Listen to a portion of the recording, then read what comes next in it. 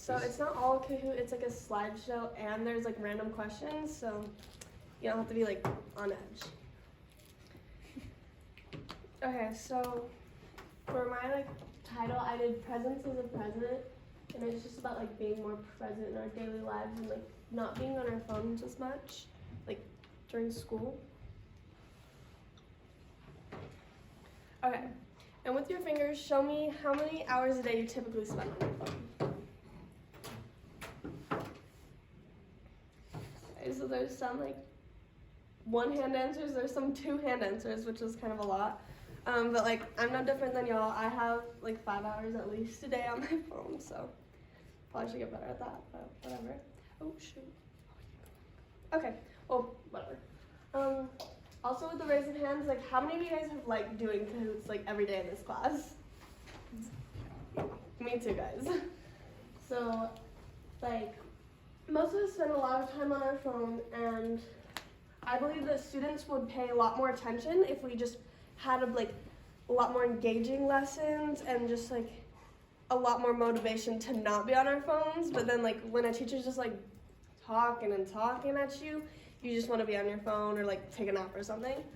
So my plan is to just like get students more engaged, and we have like lessons that fit our attention spans, because a lot of stuff isn't really like tailored to us, because I mean phones didn't exist like a while ago.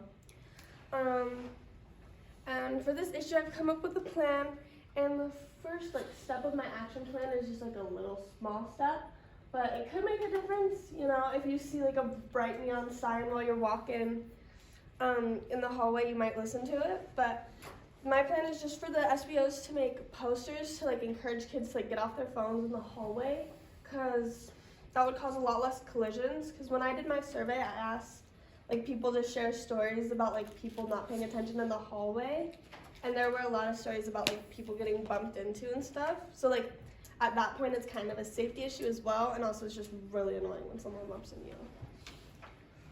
Okay, there's my first question. It's what was my first step? You guys just heard this, so you should get it right. Oh, I got it wrong. Okay, perfect. Yeah, it was to make posters. Yes.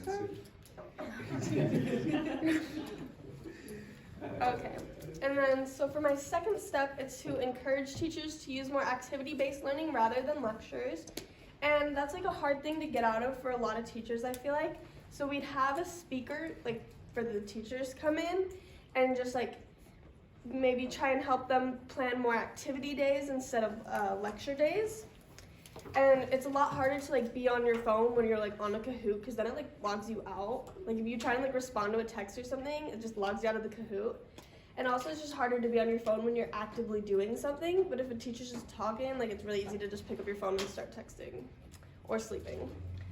And this can just like help students learn better. And most people on my survey said that they had all been guilty of being on their phone or falling asleep during a lecture.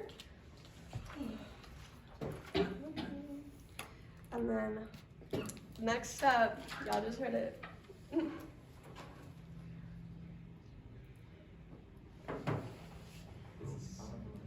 This is pretty cool.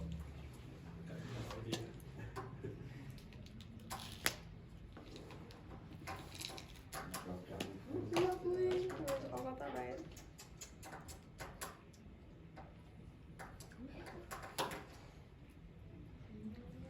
Okay, and so for my last step of my action plan, it's to like have a competition that's like, so the plan is to do like a survey, like have all first period teachers do a survey of their first period class and see which kid like has the least amount of survey, or the least amount of screen time, and then have these emails email Mr. Tree, and then the SBOs can figure out like which student at Brighton High School has the least amount of screen time, and they have to like prove it to like with their phones. And then I plan to do this like the Friday before winter break next year. So then when the student comes back, like the student with the least amount of screen time gets a $10 gift. No, sorry, $100 gift card to Chick-fil-A. Because I think that would be really fun. Because Brighton students love to compete, and they always do like random little competitions and fundraiser things. And, oh, okay. No, I don't want to do that. Surprise! It's a question on what my next step is.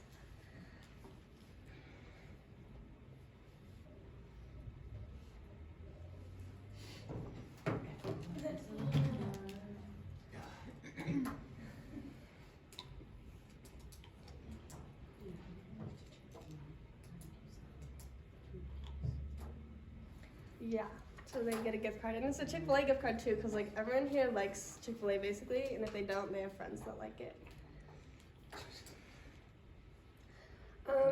To wrap up, like I know this kind of seems kind of like, I don't know, like a phone one kind of like makes us all nervous, because like no one wants phones to be banned here, and especially if you get those like teachers that make you put your phones in a cubby, like that sucks so bad. But Mr. Wilding, when I interviewed him, he said that like when kids are on their phones, like it makes them feel really boring, and I felt really bad for him, so I was like, okay, so this is kind of an issue. And then like the student that I interviewed also said like they're on their phone a lot, but they kind of feel bad about it. And it's just like, Mr. Wilding also said that like if there was a district-wide policy like that had strict rules on phones and like everyone had to listen to it, then it would, like, the phone policies would work better. But I'm just trying to make it so we don't have to have like a phone policy, and then we can just get like a way to like measure ourselves just by being more engaged in our daily lives and having more engaging lessons. And yeah, they're my sources.